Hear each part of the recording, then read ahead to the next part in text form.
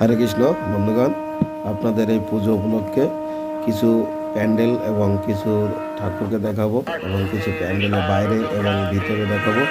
আর আপনারা প্রতিমাগুলো দর্শন করুন। দেখুন অনেক জায়গায় কত সুন্দর প্যান্ডেল, কত সুন্দর ঠাকুর, যা আপনাদেরকে বলে বোঝানো যাবে না।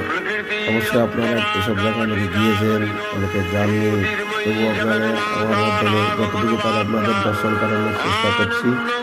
আশা করি আপনাদের এই ভিডিওটা দেখে খুবই ভালো লাগবে। এবং দেখুন যে এত সুন্দর একেবারে প্রতিমাটা, কি সুন্দর লাগছে দেখতে, যা অকল্পনীয়, অপ্রত্যাশীয়, বলে বোঝা যাবে না। একটা প্যান্ডেল, এটা কোনোটা এত সুন্দর বলে যাবে না। এই আরো একটা আরো সুন্দর লাগছে দেখুন, এত সুন্দর, এত সুন্দর যাকে বলে। এটা একটা মন্দিরের ভিতরে পড়ছে, দেখুন এত সুন্দর লেগেছে যে আপনাদের ভিডিওতে অবশ্যই দেখালাম। দেখতে পাচ্ছেন ভিতরে, ভিতরে এত সুন্দর, বাইরে কত সৌন্দর্য হবে। এটা একটা জঙ্গল করে প্রতিমা করেছে, আর তার সঙ্গে এই প্রতিমা প্যান্ডেলটা এতই ভালো করেছিল যে আমার ভিডিও করতে গিয়ে অনেক লম্বা ভিডিও হয়ে যায়। দেখতে পাচ্ছেন ভিতরে কত জঙ্গল, তুলসী গাছপালা দিয়ে করেছে। এটা আর একটা গেট, এটা এখানকার একটা গেট।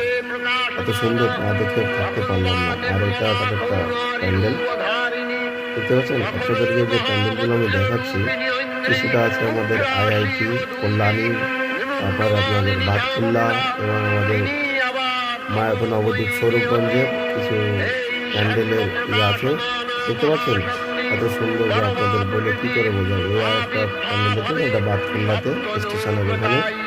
আর এটা সম্ভবত আইআইটিতে আছে। এত সুন্দর লাগছে যে আপনাকে কী করে বোঝাবো। দেখুন আপনারা অবশ্যই সব জায়গায় দর্শন করেছেন, আপনাদের ভালো লেগেছে, আপনারা এনজয় করেছেন, আমিও খুব এনজয় করেছি। তাই যদি আপনাদের ভালো লাগে তবে ভিডিওটা দেখে আপনাদের অল্প কিছু ভিডিও দেখানোর চেষ্টা করলাম, তাহলে আমাদের ভিডিওতে লাইক, শেয়ার, কমেন্ট করবেন। আর কেউ যদি নতুন হয়ে থাকেন অবশ্যই এই চ্যানেলটা সাবস্ক্রাইব করে যাবেন। আশা করি আপনাদের অবশ্যই ভালো লেগেছে।